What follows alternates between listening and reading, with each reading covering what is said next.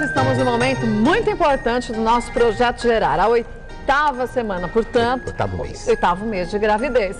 Momento importante para a mãe conseguir saber e tirar suas dúvidas sobre parto, fazer escolha de acordo com o que ela puder fazer do parto. E claro, esse conhecimento é importante para que você possa até escolher. Então, vamos ao nosso quadro Gerar. É pra você que vai chegar. É pra você. Doutor Cláudio Basbal, mais uma vez com a gente. Seja bem-vindo. Boa tarde, viu? Kátia. Boa Muito tarde. obrigado. A gente que agradece, viu? E eu acho que esse é um dos momentos mais importantes do nosso quadro, do nosso projeto Gerar, porque é um mês decisivo, até para a mãe conseguir saber quais são as possibilidades de parto que ela tem, né, doutor Cláudio? Agora nessa fase, eu diria que nesses 3 últimos meses da gestação, o bebê vai se preparando e a mãe vai se preparando. Eu digo que é um processo de expansão ampla, uma expansão do bebê que cresce física, emocionalmente, fisiologicamente, né? De um casal que se expande, não é? De uma mulher que cresce, se transformando numa mãe, cresce física e fica grande, não tem a sombra de dúvida. Então, é um processo grande de expansão e que vai eclodir com a grande mágica que vai ser a chegada do bebê. Então, eu acho que, e nesse momento, o que está acontecendo? O neném, ele está se preparando. Aquela velha expressão que eu uso, que é o aprendiz, esse aprendiz, ele está aprendendo alguns truques, truques, habilidades. O que o bebê precisa para sobreviver? Ele precisa de aprender a deglutir perfeitamente, ele vai ter que aprender a sugar, portanto, antes, vai ter que aprender a respirar quando chegar lá fora, não é? Ele vai ter que aprender a apreender as coisas, inclusive um peito da mãe, não é? Ou o pelo da macaquinha quando nasce, não é? Então, esse treino, que eu chamo de truques, de habilidades, a natureza vai dando este tempo para que aconteça. E eu pensando nisso, eu disse, gente, é interessante. Minha mulher adorou essa expressão. Eu falei para ela assim, eu digo, olha, chama-se um manual de sobrevivência para este bebê ainda não nascido. Mas ninguém ensina a eles. Não. Isso que é o mais incrível. Ele vai aprendendo porque, como eu sempre digo, a natureza é tão absolutamente sábia, perfeita, né? E vai oferecendo esses conhecimentos, porque não é quando chega aqui fora, aperta um botão e diz nasça. Nasça quando? Ele já está se preparando para isso. E se ele nascer agora, ele sobrevive? Claro. Mas e aquela história que o pulmãozinho do bebê no 8º mês, sim, é melhor nascer no 7º do que no 8º, porque ele está num processo de amadurecimento, mas não está pronto? Na verdade, é um pouco de mito essa questão, não tem muito. A prematuridade, tanto mais prematuro, tanto mais vamos dizer, mais frágil para a sobrevivência. Então, na verdade, ele vai lendo esse manual de sobrevivência lá dentro do útero, mergulhado na água, e ele começa aquilo que ele aprendeu a sugar. Faz tempo. Ele aprendeu a sugar já a partir do 3º mês, a gente vê isso. Mas o que está acontecendo agora? Ele já, com 30, na faixa da 34ª, nesse período do 8º mês, né, ele já vai treinando, inclusive, a aprender o mamilo da mãe. Porque existem ecografias em 3D, 4D, que a gente vê. O neném a gente já viu, ele chupa o dedo. E curioso, tem muitos bebês que já nascem com calinho no dedo. De tanto chupar o dedo? De tanto chupar o dedo.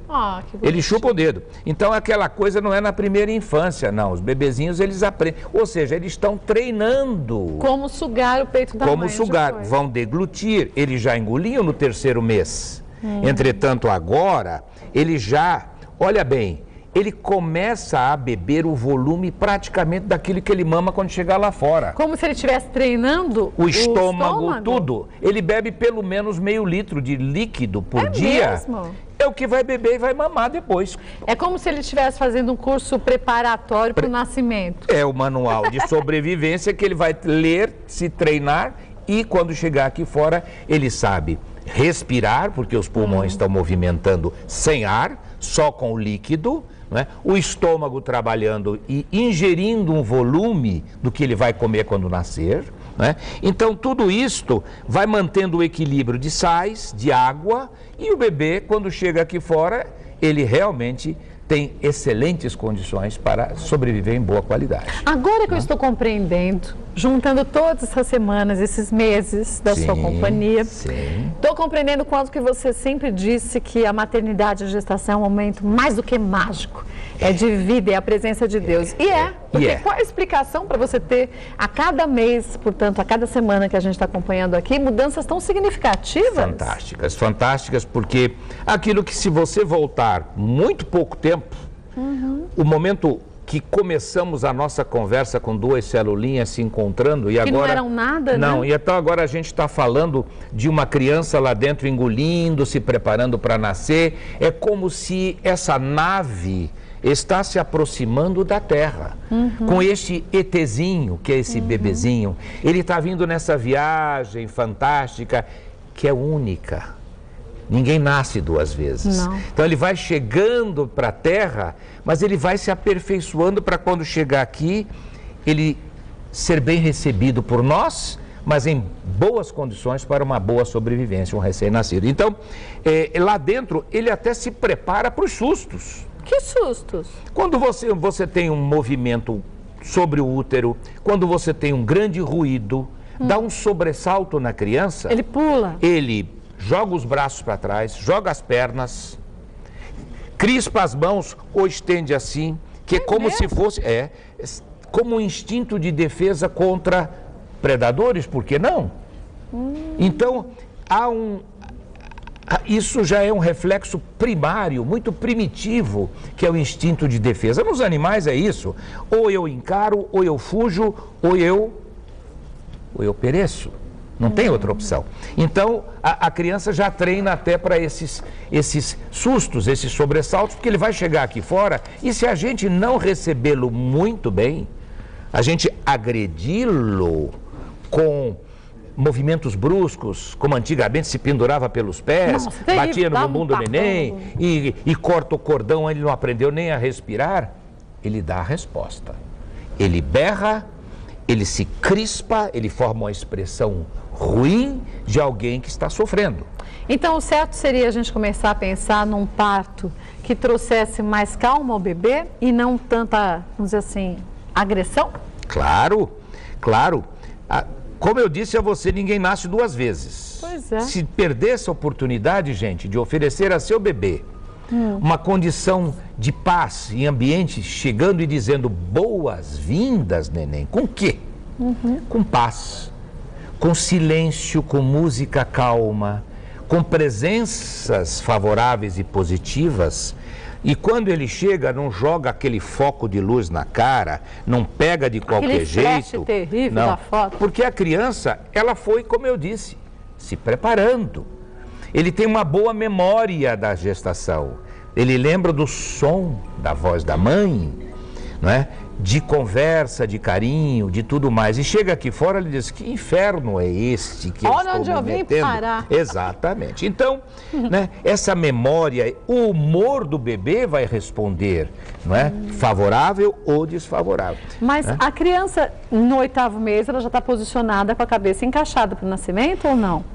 Ele já virou, ele deu a cambalhota, não é? Porque existe um mecanismo, que é o mecanismo da adaptação. Existe uma lei da acomodação do bebê no útero. Existe uma lei, um princípio, né, que entre continente e conteúdo, o continente que se move e o conteúdo que se move. Então, e o peso da cabeça é maior. Então, quando vai chegando nessa fase, 7º, 8º mês, ele dá a cambalhota, já põe a cabeça para baixo e, neste momento, dificilmente ele vira de novo. Ele já botou a cabeça para baixo. Já fica até o final. É a virada do bebê, é a cambalhota. Agora, isso tudo acontece com o bebê. E com a mãe, quer dizer, quais os problemas que a mulher pode ter de saúde mesmo para antecipar o parto? Esses são aspectos muito importantes. A gente está falando de tanta coisa bonita, né? Mas eu acho que, como médico, eu tenho a obrigação de falar de algumas coisas. Nem tudo são flores. Olha, caíram um bebezinho aqui, olha. Mas tudo bem, eu vou pegar o bebê. Não, o bebê eu já peguei, mas eu vou pegar aqui uma reguinha que caiu. Pronto. Muito bem. Essa é a reguinha que eu fico medindo os meses da gravidez. Ah, essa é legal. Então, o que vai acontecendo? Alguns problemas vêm se agravando ou vêm surgindo no último trimestre, que a gente tem que pensar. Por exemplo, vamos falar da hipertensão. A hipertensão vai se transformando num problema grave, não só para a mãe, mas para o bebê também. Mas quando a mulher está com pressão alta, o que acontece com o corpo dela? Como essa pressão interfere na saúde dela na gravidez? Veja bem, a hipertensão mexe com os vasos sanguíneos, a hipertensão mexe vai dando um inchaço, uma sobrecarga cardíaca, uma sobrecarga renal, e isto vai fazendo com que o bebê se acostume com o nível de pressão que pode levar a repercussões graves, inclusive a pré-eclâmpsia, a eclâmpsia, né? A pré-eclâmpsia é esse estado de pressão alta, junto com alguns sinais como a eliminação de proteína na urina, não é? E essa vai sendo a pré-eclâmpsia, que aumenta a mortalidade, que aumenta a morbidade, ou seja, problemas na saúde do bebê. Se a pressão vai muito alta, se associa a esses sintomas, juntando as deficiências renais, cardíacas, vai fazer com que entre num estado de eclâmpsia, quando a mulher já começa a ter até convulsão e óbito. É mesmo? Óbito. Isso tudo então, devido ao início lá, a pressão alta. Por isso, quando você vai controlando, pega aquilo que eu falei já num dos primeiros programas. Doença crônica. Mulher que já traz o antecedente de pressão elevada, antes da gestação. Diabetes antes da gestação. Infecções urinárias recorrentes. Todo esse histórico, cardiopatias, né? Doenças da tireoide pregressas, tudo isso requer uma equipe multidisciplinar e um obstetra atento para reconhecer, acompanhar, rastrear primeiro, ver, farejar e dividir responsabilidades com especialistas. Ou seja, nutricionista, endocrinologista, cardiologista, psiquiatra, se ela estiver desenvolvendo uma instabilidade emocional que nos preocupe quanto à depressão pós-parto, por exemplo. Então, esse trabalho que o neném está fazendo com ele para chegar aqui fora, nós, obstetras atentos, temos que estar conduzindo da melhor forma. Agora, o que faz com que uma mulher tenha uma depressão pós-parto? Quer dizer, se percebe durante a gravidez que ela está caminhando para isso ou não? Existem certos perfis, não é? Mulheres que, por exemplo, são muito depressivas na semana pré-menstrual, que têm antecedentes familiares de depressão, ou que elas tiveram um quadro depressivo, às vezes até uma inquietação excessiva com relação ao seu estado gravídico, achar que não vai ter condição de cuidar de bebê, e às vezes até o pior. Eu conheço um caso de uma moça que, infelizmente, terminou pulando de um 10º andar. Nossa! E ela era assim, eu quero ter um filho, custe o que custar, era a paixão da vida dela. E quando ela teve? E quando ela teve, na primeira semana, ela ficou triste, ela chorava muito, ela não queria dar de mamar, não queria cuidar do bebê, que vai se apresentando desta forma. Mas ninguém percebia isso como uma doença. Até farejou que aquilo ela não estava bem. Mas não tomaram a medida radical, porque às vezes a pessoa acha que não precisa, de botar um profissional, não é? Um profissional que desse a orientação adequada. Então, na verdade, isto é sério, né? É sério, é grave. Então, nós já falamos de pressão alta, não é? Pressão crônica, com 20 semanas, atenção, risco de desenvolver um quadro grave, pressão de 15/9, 15/10, atenção, vamos administrar da melhor forma e quando chegar num ponto de maturidade com 37, 38 semanas, vamos deixar esse neném melhor no berçário do que dentro de um útero que não está sendo mais tão confortável para a mãe e que pode desenvolver, eu não vou falar de muita doença, existe uma síndrome gravíssima que chama-se a HELP Syndrome, que é uma síndrome que vai matar com muita frequência a mulher, com alterações, destruição de células maternas, lesão de fígado. Isso pela pressão alta também? Pode desenvolver a HELP Syndrome, pode. Elevadíssimo risco de óbito fetal e óbito materno. Então, a diabetes gestacional, que temos que rastrear desde o começo. Mulher chegou no pré-natal, gente, vamos fazer dosagem de açúcar, vamos rastrear essa glicemia. Menina que já começa com açúcar de 90, entre 104, aquilo faz um teste de tolerância à glicose, você dá 50 gramas de glicose e dosa de novo. E mede. Se aquilo já deu de 90, passou para 130, você já tem que tomar muito cuidado. E aí, às vezes, a gente vê esses bebês, até nasceu outro dia na Europa, um bebê de 6 quilos. Nossa, que maravilha, um super bebê. Super bebê doente, né? Super bebê doente, fragilíssimo. Esses bebês de mães diabéticas são obesos e frágeis, mais frágeis do que os prematurinhos de peso, não é? Esses são bem mais frágeis. Outra coisa que a gente fala, já que estamos falando de problemas, não é? Infecção urinária. Mas uma infecção urinária, as mulheres às vezes não se dão conta que pode ser tão prejudicial, né? Pois é. E mais, não tem sintoma. Mas, doutora, eu não sinto nada. Nem arde para fazer xixi. Nada, tô ótima. Aí o obstetra atento no pré-natal, que você deve fazer sempre no mínimo 8 no mínimo a 9 consultas com controle laboratorial para monitorar a sua gestação. Mas aí faz um controle para saber se ela está ou não com infecção urinária? Faz um exame de urina.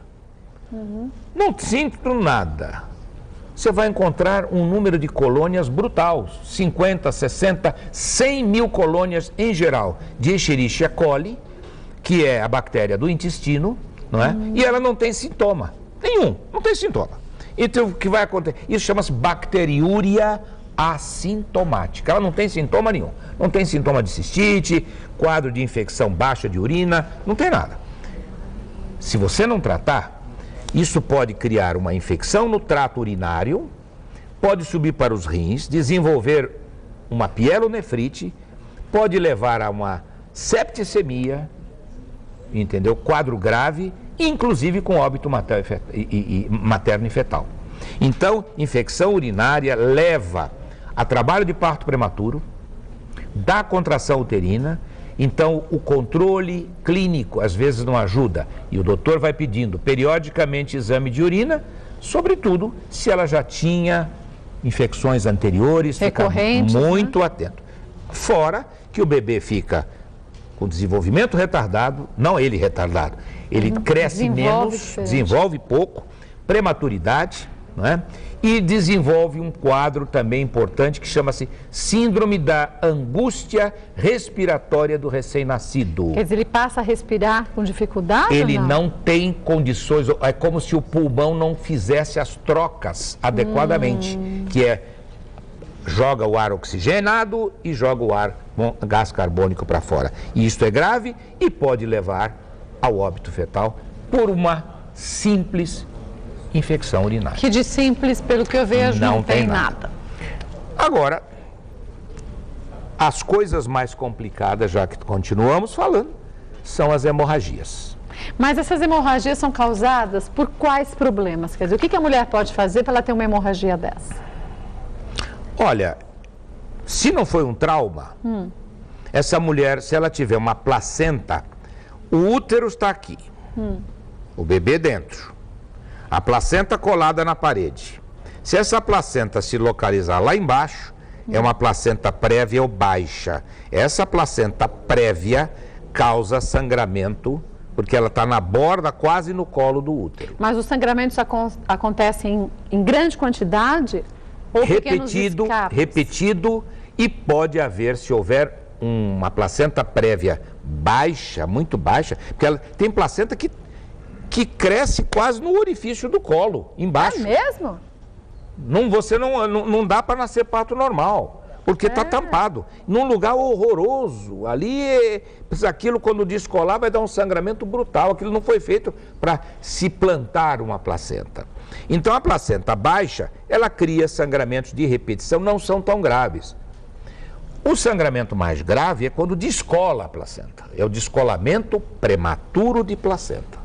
Aí é mais grave. Severo. Opa, placenta plantada no útero. De repente descola. Sangue, coágulo, infiltração no músculo uterino. Ele não contrai bem. São quadros graves, geralmente precedido de uma dor brusca, e são quadros muito graves. Esses sim podem levar com alguma frequência ao óbito, não só fetal, porque a placenta descola, ele não tem mais nada, mas sobretudo o que vai fazendo na mãe. Vai sendo grave, com alterações de coagulação e dor, sangramento importante e profuso, precisando abrir urgente e retirar, às vezes, até o útero. Mas quando a mulher faz um pré-natal correto, aquelas, no mínimo, 8, 9 consultas, o médico já vai acompanhando mês a mês, vai vendo que essa placenta está mais baixa, que ela está com uma facilidade pressão alta, descolar, sem dúvida, né? Exatamente. Não é da noite para o dia que isso acontece. Não. Então. Ou seja, pré-natal bem feito é importante. É importante porque previne exatamente isso. Por isso que nós estamos fazendo essa série no sentido de esclarecer. Não é campanha do terror, ao contrário. É esclarecer para que as pessoas tenham esses cuidados. Né? Mesmo porque a grande maioria das doenças que o senhor falou há pouco, a gente pode evitar, eliminar da vida da gente, da mulher grávida, simplesmente com um pré-natal bem feito. Não tenha dúvida, é por isso que existe, não adianta, doutor, eu fiz pré-natal. Ela foi a 2 consultas, não fez quase exame nenhum, isso não é pré-natal. Isso é visita ao médico. É uma enganação. Agora, em relação aos partos, o senhor disse que é importante receber bem esse bebê. E a gente comentava umas semanas atrás, não lembrei em qual mês de gestação, o quanto que o parto dito normal hoje em dia, e a mulher que já teve parto normal desse jeito, deitada, com as pernas lá pra cima, e a gente faz uma força desgraçada contra a gravidade, né? Porque você tá com o quadril elevado, fazendo esforço para empurrar a criança, nem que a criança fosse uma halterofilista, ela ia conseguir sair sozinha. Tem que subir uma ladeira, né? Um médico vem, empurra a sua barriga para a criança ser jogada para fora? Isso é o certo? Na verdade, a humanidade nasceu nas várias culturas na posição vertical. De cócoras, ou não? Cócora e mais ainda de joelhos. De joelhos? De joelhos. Existe ali, temos uma... Tipo aquela. Da esquerda, né? Aquela da esquerda. Então, o que nós temos ali? Ali temos uma mulher, né? Ela está aqui, numa posição ajoelhada, nessa posição. E as mulheres na antiguidade, no Oriente, no Egito, por exemplo, existem iluminuras mostrando Maria parindo o menino Jesus de joelhos. De joelho? Maria era hebreia. E as hebreias eram mulheres do povo. E as mulheres do povo pariam na posição de joelhos. É uma posição muito cômoda. Mas como que você faz força? Se você faz... A força, ela vem, você não faz força. Não? Quem contrai é o útero. Você só fica tranquila. Você vai fazer o esforço acompanhando, eu não gosto de comparar não, mas numa boa dor de barriga, o esforço que você faz é na hora que deu a contração do intestino. O senhor é homem, mas eu já tive parto normal, é bem parecido com isso. Então, eu não gosto de comparar, mas isto. Então, veja, quando você está de joelho, você verticaliza o canal do parto. Você favorece, né, o nascimento. A vulva, o períneo, quase se arrasta no chão. O bebê, quando chega, ele tem isso de altura. Ele cai bota um paninho, mas que a gente fica apoiada na perna? É assim, ó. Joelho. Eu vou mostrar. Peraí, vai. Não é joelho, viu? É joelho assim? É joelho. Ou é assim? Não. Você, olha, assim? Ótimo já que você está aqui. Afasta os joelhos. Assim. Isto. Olha só. Se tivesse você está de sapato alto, mas olha só. Vou tirar o sapato, que de tira o sapato. Eu faço isso no consultório, viu? Assim, ó. Olha aqui. Pronto, veja bem. Nenenzinho vai nascer aqui. Então isso é fantástico. A posição é cômoda. É confortável, gente. Muito melhor do que deitar com aquelas pernas reganhadas. E a outra, eu já sou meio... Vamos você fazer de joelho. Agora joelho. Não, de joelho não, desculpe, de cócoras. Vamos ver se você está preparada para cócoras. Como que você quer que faça? Assim? Aqui.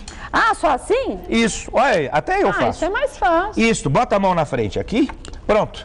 Olha o canal do parto, verticalizado e mais fica fácil. Lindo, maravilhoso. E outro, você apoia o corpo aqui? Aqui, exatamente, isto. Alivia muito as dores, alivia demais, porque não comprime os vasos. E outra, e a mulher visualiza o que está acontecendo. Visualiza, né? Ela participa de tudo que está se passando. Você viu a altura? Não, quase tá nada. baixinho. É isso aí. E muitas vezes o médico está preparado para passar isso para gestante, para gravidinha, como o senhor diz, ou não? Olha, se ele for um cidadão que pense, ele não vai deixar... É bom. Porque veja, eu não deixo, eu não exijo, ao contrário. Minha filha, vai andar. Até para movimentar aqui. Você está com um belo útero aqui. Você está com contração. No momento que aquilo comprime para espremer para baixo, o que é que você quer fazer? Instintivamente. A gente anda. Anda. Ou então você faz assim, ó. E apoia. É isso. Sem querer a gente faz isso. Evacuação. Vai fazer xixi, vai acocorar, se não tiver um vaso, porque o vaso é uma invenção moderna, né? Então, a humanidade foi parida nas posições verticais. A mulher indígena no mundo, em todos os territórios do mundo, se você faz estudo, você vai ver, tanto que eu tive a experiência ainda na década de 60, aliás, década de 70, de visitar reservas indígenas, não é? Dos índios caingangues, índios guaranis, fui ter a experiência de como nascer, de como era o períneo dessas mulheres, como elas caminhavam. E no momento do parto, sempre do trabalho de parto, vão se agachando até parir, depois pega o neném, só que elas estão preparadas, não é? Eles agacham muito. Vai preparar... E a gente não está acostumado a agachar, já dói a perna, só dá uma agachadinha. Mas na gestação dá tempo de aprender, de treinar. De aprender. A partir do meio da gestação já ensino. Agache, contrai, trabalha o períneo, simplesmente faz cócoras. Vai no banheiro, faz cócoras. Vai pegar o sapato. Olha, a pior coisa que uma grávida vai fazer, eu vou fazer, viu? Pode fazer, pode fazer. Tá aqui. Sabe o que eu faço? Eu faço um exercício. Eu jogo isso aqui no chão. Pega. Aí eu falo, pega ali, minha filha, por favor. Sabe o que ela faz? Isso é verdade, não usa o joelho. Né? Não faz. Eu digo, para. Tá tudo errado. Acocora e pega. Aí ela aprende. Faz assim, pega aqui. Isso já treina também o períneo, né? Mas... Abre, agacha na hora do trabalho de parto. É maravilhoso. Mas, sabendo disso, a mulher também não fica, se tem um parto como esse de cócoras, com o períneo também mais fortalecido e depois ela evita a bexiga caída e outros problemas? Todo órgão que funciona não atrofia. Que é usado, né? Se eu engesso esse braço 30 dias, quando eu tirar o gesso, está todo mole. Se eu trabalhar meu braço, ele está forte. Eu indico nesse período de 3, 4 meses, 5 meses, exercício. Filha, contrai o períneo, alonga. Hoje se indica exercícios perineais para mulheres com incontinência urinária e resolve sem cirurgia. É verdade. Reverte o problema. Lógico, então vamos preparar esse períneo. Eu digo que mulher ocidental, mulher tem bumbum mole. Eu não vou falar a palavra conhecida, mas enfim, mulher de cidade tem bumbum mole. Tem. Porque a pressão de músculo de mulher indígena é 3 vezes mais forte, pressão vaginal, foi medido isso, viu? Com vaginômetro. É mesmo? 3 vezes mais pressão. Mulher segura mais o períneo do que a mulher de cidade. Mas porque fica mais agachada? Eu estou sentado aqui, eu estou com o bumbum mole, largado na cadeira. Se a gente tivesse agachado, não. Opa! Vou acabar com o sofá, aqui a gente só vai ficar agachado. Todo mundo de coca. E mais, a mulher indígena, ela caminha, ela acocora para trabalhar na lavoura. É mesmo. Elas fazem tudo assim. E andam com o índiozinho nas costas, tipo com a faixa, e lá vai ela andando, com porte elegante, com a mama elevada, e porque tem peso nas costas, ela tem que contrair o períneo. Então dá para fazer até desfile de moda com elegância, que nem você via aqui as suas meninas. Elas podiam estar grávidas se elas usassem essa postura, e as mulheres indígenas Hoje está tudo deturpado, infelizmente. Hoje a história já mudou. Eu vi muita coisa que me deixou muito triste nessas reservas, é verdade. Essa história do parto, que eles dizem que é um parto dito normal, quer dizer, aquele ainda que a mulher fica deitada, que é chamado parto normal, sim, só que com anestesia. Já que a mulher está anestesiada, ela consegue saber o momento certo de também ajudar durante a contração para o nascimento? Olha, eu digo que não foi ela que pariu, viu? O médico pariu por elas. Porque o médico empurra com força o pobre do Eu acho que tudo pode, eu não preciso aqui fazer apologia de que se você, menina, você que está para dar à luz, você achar que não conseguiu, não teve sucesso, não precisa se sentir culpada. Não precisa se sentir culpada por não conseguir engravidar, por não se sentir culpada porque não consegue amamentar. A gente não precisa se sentir culpado desde que você se empenhe para conseguir alguma coisa, não conseguiu, fazer o quê? Tudo bem.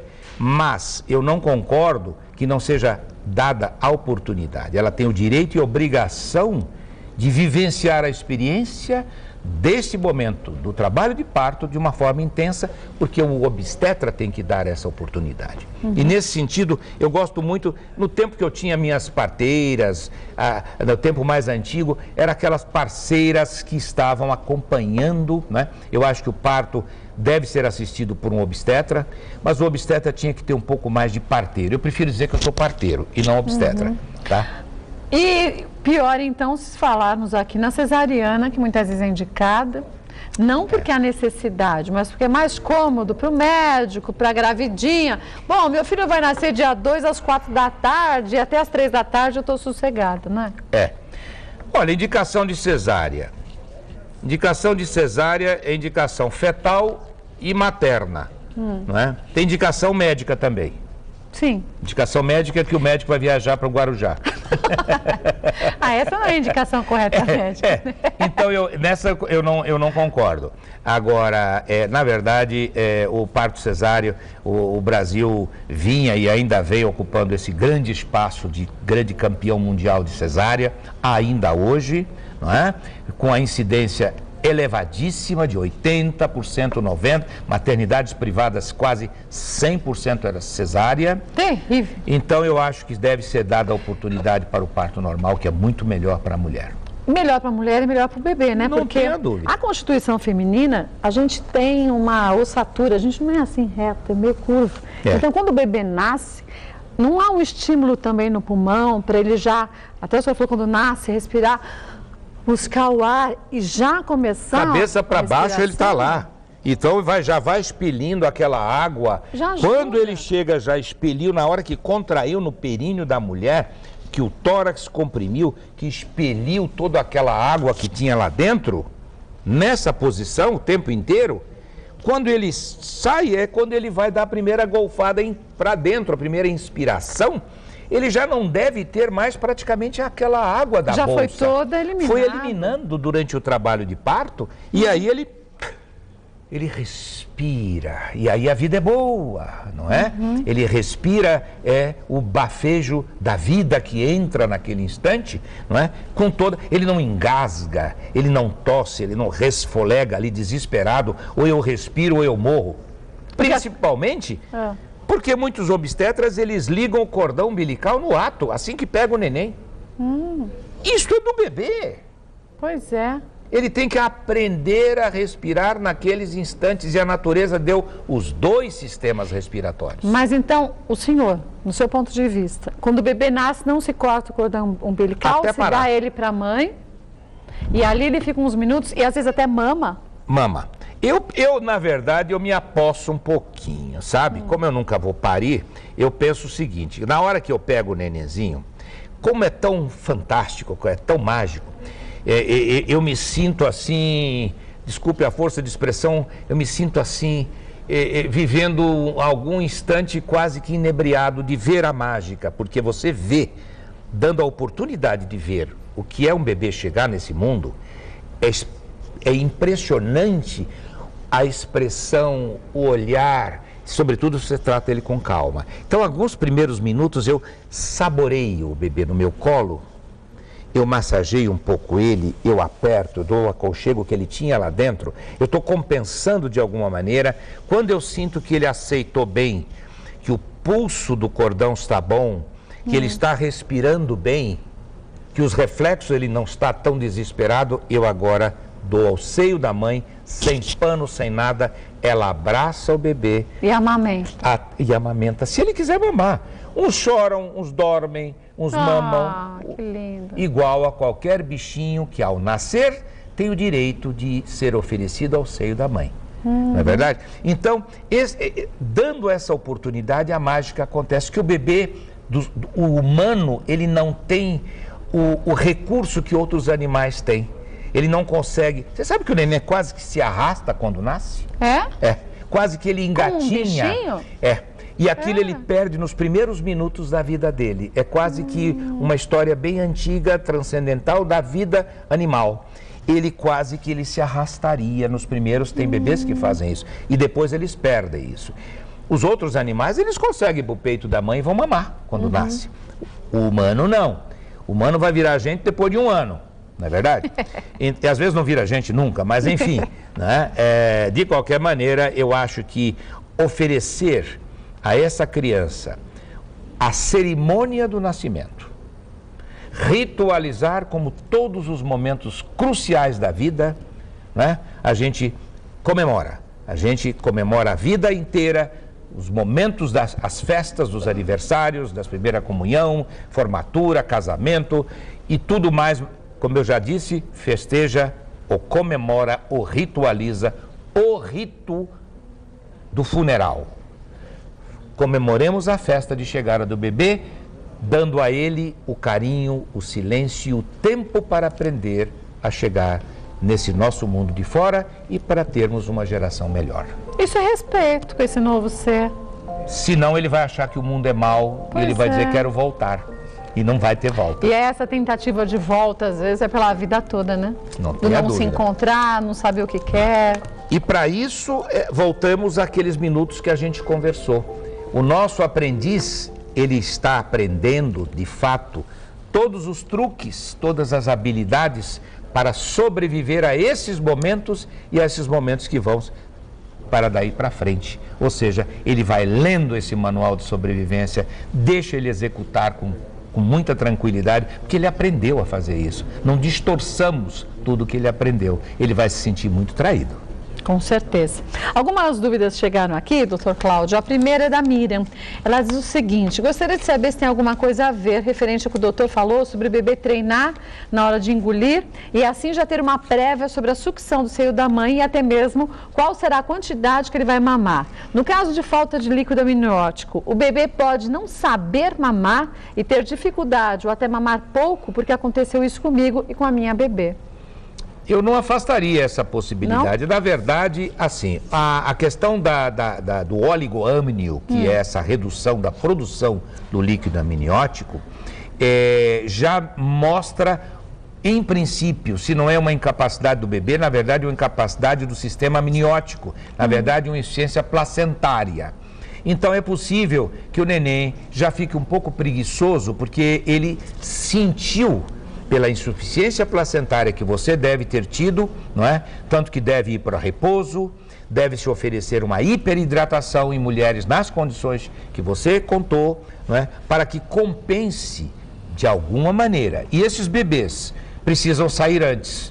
É preciso amadurecer o pulmãozinho dele, se for até 34 semanas à base de corticoide, se administra um corticoide para o pulmão não desenvolver a síndrome da angústia respiratória do recém-nascido. Que foi o que o senhor explicou. Exatamente. E se chegar nesse momento, é preciso, às vezes, como eu disse, tira o bebê antes, porque ele vai perder peso, ele vai desidratar e ele vai ser uma criança talvez mais fraca e talvez dificuldades mesmo para amamentar. É isso que deve ter ocorrido. Outra dúvida aqui é da Sirlene. Estou grávida de 38 semanas e 3 dias. Eu tenho um cisto no rim esquerdo e o direito está muito dilatado. Essa é a minha segunda gravidez. Eu estou sentindo muita cólica, tipo menstrual, e está vindo contração. Gostaria de saber se por causa do meu cisto, meu bebê pode nascer antes da 40ª semana. Estou sentindo muita dor e queria saber também se o doutor me aconselha a operar. Tenho 24 anos. Ou coloco o famoso DIU. Para evitar depois do nascimento do bebê. Operar, ela deve estar querendo falar ligadura de trompas, né? Acho que deve ser. Deve ser isso. Bom, por enquanto você tem que resolver o problema da gravidez. Pois é, uma coisa por vez. Uma coisa por vez. Eu acho que você já tem problema suficiente. Não digo que você, graças a Deus, já chegou a 38 semanas. E o teu bebê. Dias. Então esse bebê já tem todo o grau de capacidade de sobrevivência, não é? Sobretudo se esses seus problemas não afetaram a sua integridade física. Recomendo, sim, como disse, existem situações de assistência multidisciplinar, ou seja, se deve ter com certeza um bom nefrologista ou urologista acompanhando essa fim da sua gestação junto com o seu obstetra. É muito difícil a gente opinar. Agora, com relação a ligar as trompas, né? Ou colocar aos 24 anos, eu não daria nenhuma esterilização, ou seja, nenhum método contraceptivo definitivo. Mesmo porque ela é tão jovem, muito pode nova. No futuro mudar de ideia. Coloca um dispositivo intrauterino, entendeu, de longa duração, dispositivos hoje hormonais que duram 5 anos, e com isso você pode resolver o seu problema renal e engravidar os seus próximos filhos, quantos os queira. Outra dúvida é da Rebeca de Mogi das Cruzes. Ela tem 23 anos e está no 8º mês de gestação. Ela quer saber se tem como calcular o tempo de gestação, uma vez que ela descobriu a gestação com 7 semanas. Hoje, pelo último ultrassom feito no dia 21, eu estava com 36 semanas. O bebê está com 3,42 kg. Mas a ginecologista está fazendo as contas pelo primeiro ultrassom. Isso conta a partir do dia 2 de janeiro, o nascimento. Por qual calcular? Precisa calcular assim também? Na realidade, a forma como nós obstetras calculamos uma idade gestacional é baseada no primeiro dia da última menstruação. Então, se usa aquela tabela, a partir dessa data, temos que contar 40 semanas. É assim que dá. E às vezes tem gente que vai fazer cesárea de encomenda baseado numa ultrassonografia, ou o bebê está com baixo peso, ou existe alguma informação que não é adequada, que não bate, e tira o neném antes da hora. E para quê, né? Não vale a pena. Então, eu acho que você deve seguir esses princípios da última menstruação e o primeiro ultrassom, sobretudo o mais precoce. Ultrassonografia feita com 6, 7, 8 semanas, já vai dar com uma precisão muito grande, com variação muito pequena, a data provável do parto. É basear-se nisso. Ela até disse que a médica disse que o parto é para o dia 2 de janeiro, quer dizer, existe uns 15 dias, não é, mais ou menos? 10 dias? Na realidade, existe uma tolerância. Eu não gosto muito de esperar passar 2 semanas. Eu já vi alguns óbitos fetais e a gente se arrepender de não ter tirado uma semaninha antes. 40 semanas... Vamos dar um grau de tolerância, vamos tentar ver se estimula um pouquinho depois de 41. Exige uma monitorização perfeita desse bebê e dessa mãe, para que não passe por apuros, entre numa insuficiência placentária, entre numa redução de líquido amniótico e de uma hora para outra pode ocorrer o óbito fetal. E isso eu já vi. Espera, filha. Não, doutor, eu não quero nessa sexta. Vamos esperar. Me dá a chance até domingo, até segunda. Isso é um colega, amigo meu, passou por isso. Ele nunca se conformou com essa história. Ele disse, olha, eu disse tudo bem. Na segunda-feira o bebê tinha morrido. Então, você vê. Foram 2 dias. Então, queria esperar até completar as 2 semanas a mais da data provista. Eu não gosto muito disto. Mas aí que entra, claro, o discernimento do médico. Sim. O médico não é Deus. Não. Todo mundo erra. Né? Quer dizer, nesse caso, na tentativa de tudo bem, vamos esperar, acho que 4 dias não faz diferença, para algumas pacientes não fez, mas para essa mulher fez. Teria que fazer. Agora, eu acho que, de alguma maneira, o determinismo do nascimento, que a gente não sabe quando é que começa o trabalho de parto, né? Ele é muito bem definido, está muito bem estabelecido, a máquina alcança uma distensão, os hormônios começam a levar ao desencadeamento e a mulher começa a ter o ensaio da orquestra. Nessa fase, com 8 meses e pouquinho, daqui para frente, mas eu já diria, o ensaio da banda, Começa a ter um pouco mais de contração, a barriga fica mais dura. Como essa telespectadora já disse, né? A barriga começa a baixar. Não tem dor. Nessa fase ainda não baixou muito, porque o líquido amniótico ainda não diminuiu e a cabeça ainda não encaixou. É isso que faz descer, não é? Mas os estímulos hormonais da ocitocina, né, da prostaglandina, começam a preparar também é um aprendiz esse útero. Ele vai começar a entender como é que eu trabalho. É indolor, não é muito frequente, não dura muito tempo a contração, não é tão intensa, mas você vai vendo que a máquina vai começando a ensaiar para desencadeamento final no momento certo do trabalho de parto, né? Nosso repórter Fábio saiu com 2 gravidinhas, como o Dr. Blas Bondin. Sim. A primeira, ele acompanhou a mamãe fazendo as malas para levar para a maternidade. E a segunda, preparando um chá de bebê com a ajuda de uma consultora. Vamos ver o que deu, doutor? Vamos ver o que deu, que só quero ver essas festas. Vamos ver. É pra você que vai chegar. É pra você.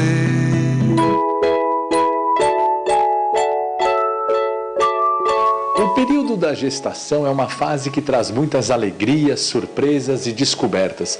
A Ana Paula está no último mês de gravidez, está muito feliz com a chegada do 3º filho, na verdade a 3ª filha, a Manuela. Muita ansiedade? Bastante. E você vai dividir toda essa alegria, essa confraternização com amigos e familiares, promovendo um chá de bebê. Exatamente, um chá de bebê. Bonequinha, bonequinha, bonequinha do papai. Tem um checklist do que deve ser feito em uma festa como essa? Temos um checklist e aqui os detalhes é que fazem a diferença. Os detalhes é que vão deixar a festa charmosa, gostosa, alegre, porque o objetivo do checklist é não esquecer de nada.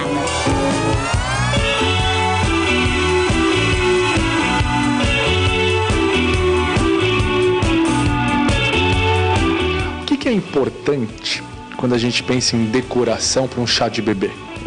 Primeiro saber as escolhas que a mãe, as preferências, né, de cores e papéis.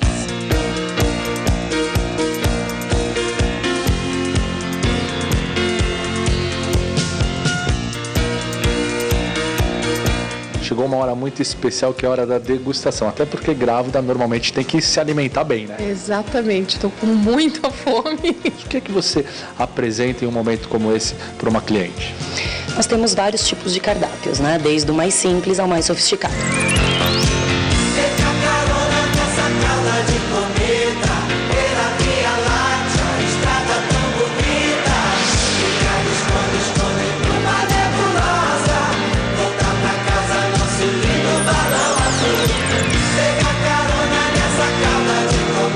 Ana, depois de degustar os salgados, chega a hora de degustar os doces. Tarefa não muito difícil para uma mulher grávida. É verdade, uma tarefa árdua, mas eu vou cumpri-la.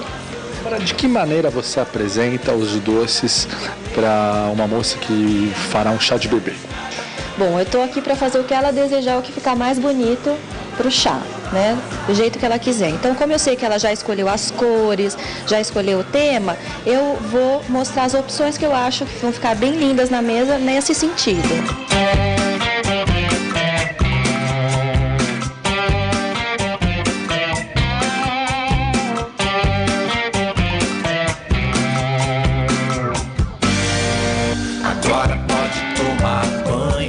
Suzana, dá para perceber que as possibilidades de convites para um chá de bebê são inúmeras. Existem vários tipos de papéis, de impressão, de acabamento. Uma mesma linha de cores da decoração? Isso. Por quê? Porque a convidada vai receber o convite, vai ver que está uma determinada cor e quando ela chegar na festa, ela vai ver que vai estar tudo elencado, vai estar tudo seguindo o mesmo padrão. 1, 2, 3 e 4, dobro a perna e dou um salto, viro e me viro ao revés. E se eu cair, conto até 10. Depois essa lenga toda recomeça, puxa vida, hora essa, vivo na ponta dos pés. 1, 2, 3 e 4, dobra a perna e dou um salto, viro e me viro. Oi, Kátia, tô aqui com a minha família no chá de bebê da Manuela. A gente está todo mundo muito feliz, esperando que a Manuela chegue bem, em paz, com muita saúde, e estamos aqui, né? Orgulho da família, tira meia ponta sobre minha sapatilha. Quando sou brinquedo, me dão corda sem parar.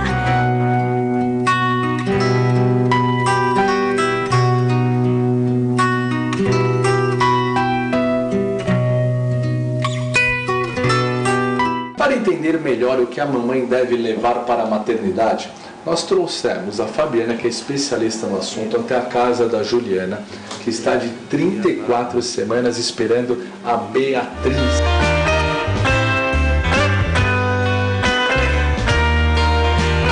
Quantas roupinhas você separou para a maternidade? Eu separei 6 joguinhos de roupinhas. Eu acho que até vai sobrar, mas é melhor levar um pouquinho a mais, talvez, do que muito contadinho, né? Tem número exato, Fabiana? Tem, o que a Juliana fez é exatamente, tá certinho, Juliana. Você tem que levar realmente 6 peças, né? Porque o que nós aconselhamos? Uma para a parte da manhã, uma para a parte da tarde. Normalmente a mamãe fica de 2 a 3 dias na maternidade, né? Então tá certinho. E sempre surge uma coisinha ou outra, então é melhor sobrar do que faltar.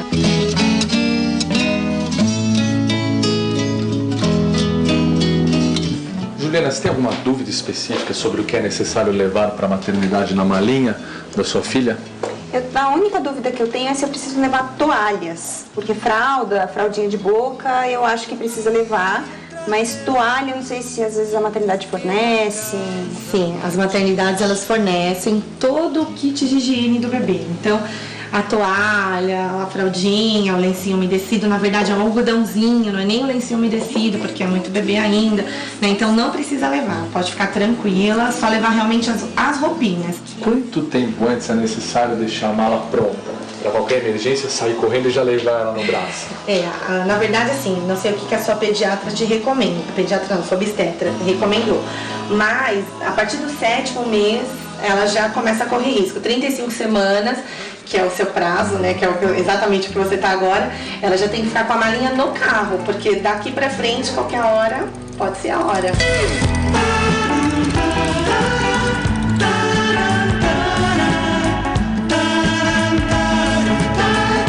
Então agora nós vamos montar os conjuntos e vamos colocar de acordo com os dias.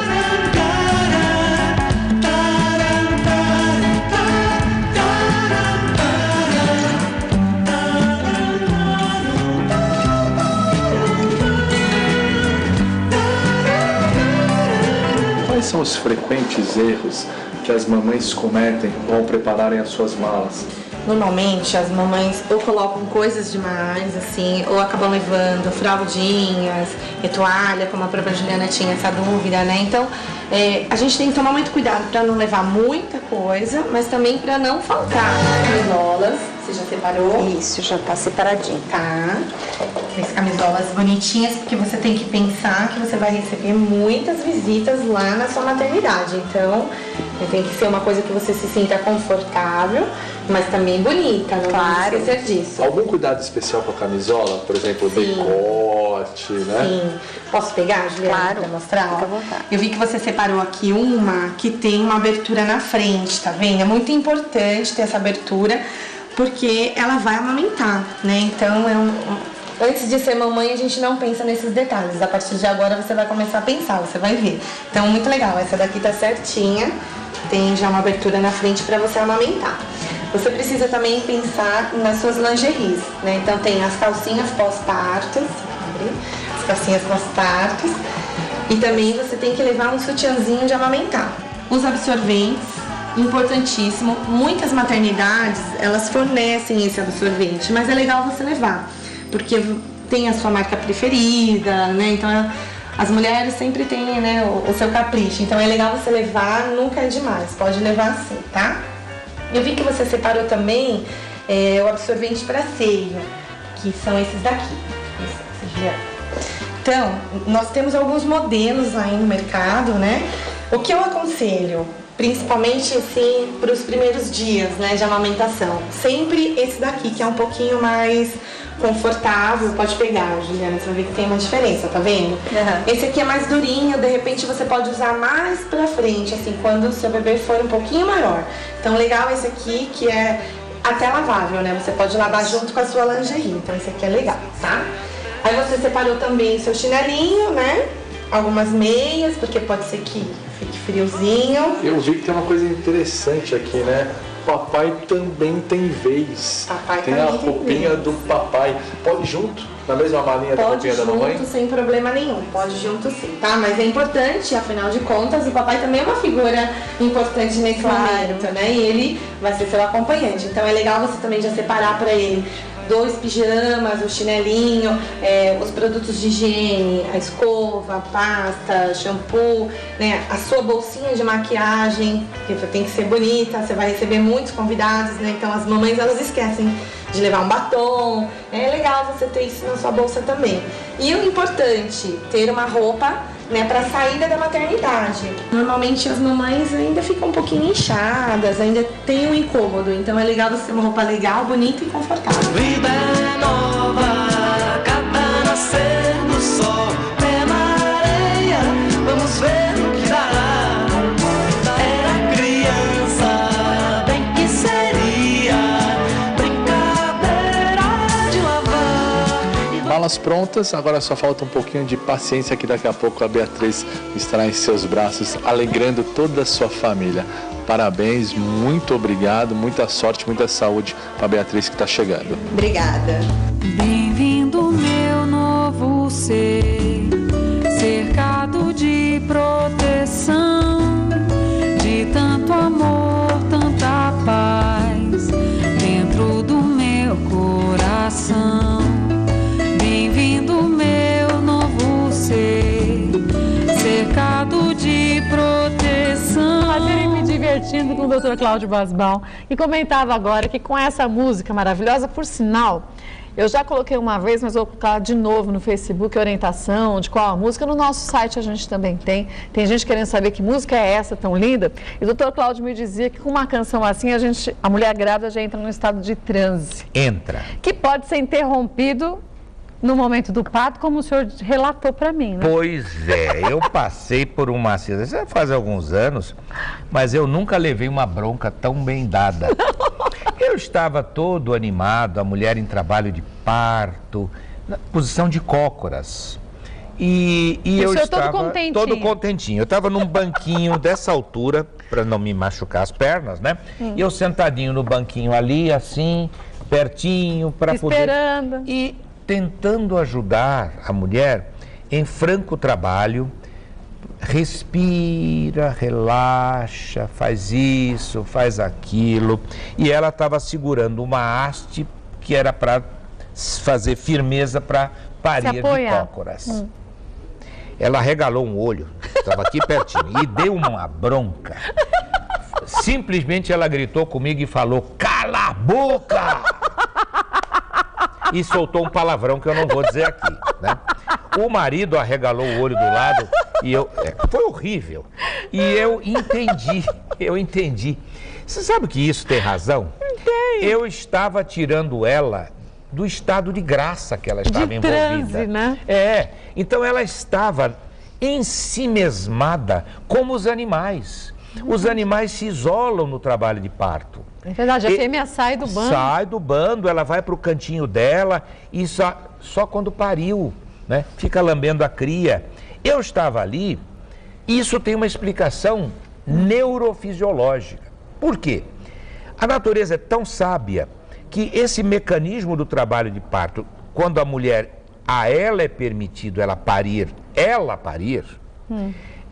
a máquina humana leva ela a entrar em sintonia com a parte mais primitiva do cérebro dela, que é o paleocórtex, a parte mais antiga, primária, que os animais têm.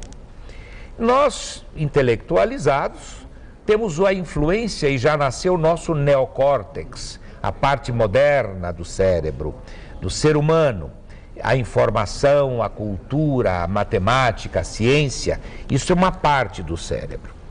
Se no momento que você precisa usar, como nós estamos aqui conversando, eu estou usando aqui o neocórtex. O nosso primitivo está esquecido. Totalmente, não é verdade? Está mortinho. Está mortinho. Mas, no trabalho de parto, você entra naquele estado de graça. Volta ao primitivo. E é isso que eu digo. Nos momento de fazer amor, se alguém faz um barulho, abre a porta... Já era. Exatamente. Filho pequeno que entra correndo. Meu Deus do céu, fecha a porta, aquela coisa. Para outro dia. Exatamente. Ou daqui a um mês, porque já foi um estrago geral. Então, eu digo que deixe o animal da mulher naquele momento, e eu aprendi nisso. Isso tem mais de 30 anos. Isso eu nunca mais esqueceu. Nunca mais. Eu evito falar... Eu não deixo muita conversa em sala de parto. Isso é terrível. Atrapalha. Você viu o jogo de ontem, aquele negócio do futebol, você vê, cala a boca. Cala a boca. Silêncio. Eu falo que a mulher me ensinou. E os bebês me ensinaram. E a mulher grávida, parturiente, me ensinou. Respeito a esse momento. E o bebê me ensinou. Me deixa nascer em paz. Não me incomoda muito. Deixa eu chegar na vida em paz.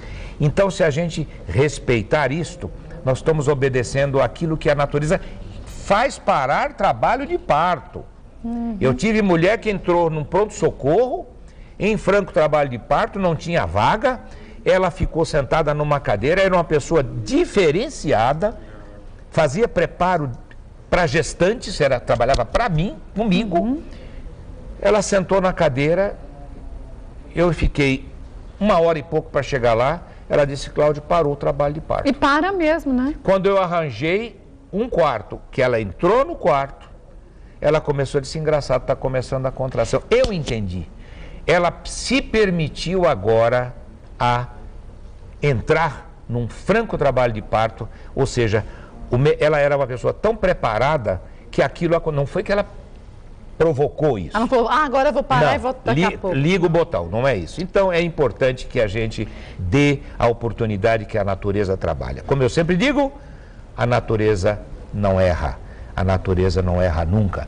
Ela vai dar a resposta se você distorcê-la. E isso a gente não deve fazer nem em trabalho de parto. Quanto menos em trabalho de parto. Muito menos. A pessoinha está chegando, vamos dar oportunidade para esta mulher parir em paz e esse bebê ser recebido nas nossas mãos, com muito carinho, para que essa geração diga, gente, chegar no mundo é bom. É isso que a gente tem que fazer. E não como antigamente. Os bebês eram recebidos de ponta cabeça, com uma palmada, com aquela luz imensa. E embrulhava que nem uma múmia ali, toda apertada. Não, deixa ele em paz. Livre. Deixa ele agarrar o peito da mãe. Deixa ele olhar para o mundo. E põe o pai junto. Porque ali é a acolhida dessa criatura, ao seio de uma nova família que se formou, papai e mamãe.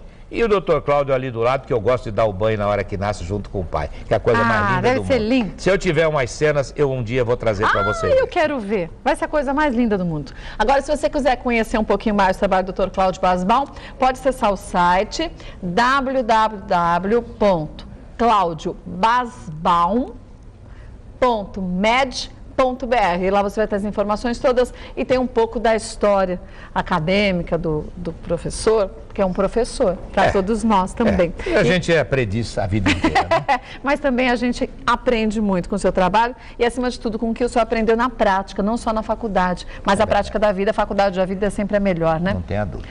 Doutor Cláudio Basbaum, próxima semana está com a gente, e aí, nossa 9ª semana do nosso projeto Gerar, e vamos falar do nascimento e tantos outros momentos importantes, e você é nossa convidada a participar da próxima semana, próxima terça-feira, do nosso projeto Gerar. Mais uma vez, obrigado. Obrigado, Kátia. Está sendo muito bom, viu? Muito prazer foi meu. Obrigado mesmo. Olha, você que tem a oportunidade, você que está esperando o bebê, de ficar atenta a tudo que a gente tem aprendido com o Dr. Cláudio Basbaum, aproveite esses momentos todos. E se você quiser rever desde o nosso primeiro episódio, do primeiro mês do nosso projeto Gerar, acesse o nosso site www.tvgazeta.com.br/mulheres, clique em vídeos e você tem todos os 7 episódios. Esse 8º, daqui a uns dias você pode conferir também. Muito bom!